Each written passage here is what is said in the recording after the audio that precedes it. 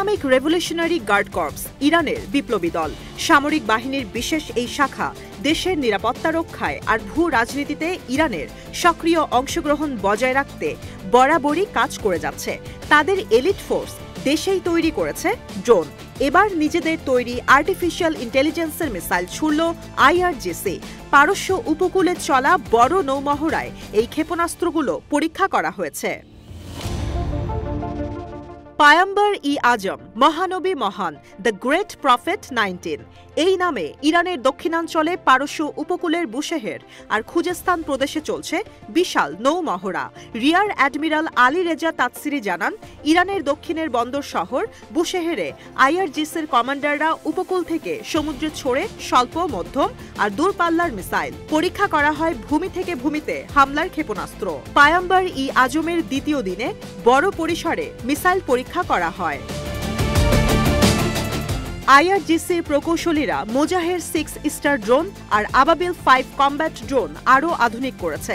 সঙ্গে কায়েম আর Almas ক্ষেপণাস্ত্রে artificial intelligence সংযুক্ত করেছে। এই মিসাইলগুলো এখন যে কোনো লক্ষ্যবস্তুতে হামলা করতে সক্ষম।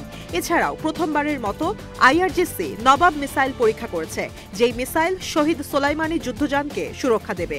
এই রণতরী 2022 সাল থেকে আব্বাস আর বুশেহের বন্দরে অবস্থান করছে। কোথাও কোথাও বলা হয়েছে, মহড়ার সময় ইরানের কাছে পারস্য উপকূলে যুক্তরাষ্ট্রের পতাকাবাহী রণতরী লিবার্টি পাওয়ার চলে আসলে এটিকে তাড়া করে তেহরানের নৌবাহিনী। বলা হয়, ইরানের জলসীমায় আসতে কিছুটা আগ্রাসী আচরণ করছিল এই রণতরী। পরে এই রণতরীকে তাড়া করে সরিয়ে দেওয়া হয়। নৌমহড়ায় পরীক্ষা চালানো হয়েছে বেশ কয়েকটি টর্পেডোর। মূলত এই মহড়ার মধ্য দিয়ে যুক্তরাষ্ট্র, ইসরায়েল সহ প্রতিপক্ষ দেশকে নিজেদের শক্তির জানান দিচ্ছে ইরান।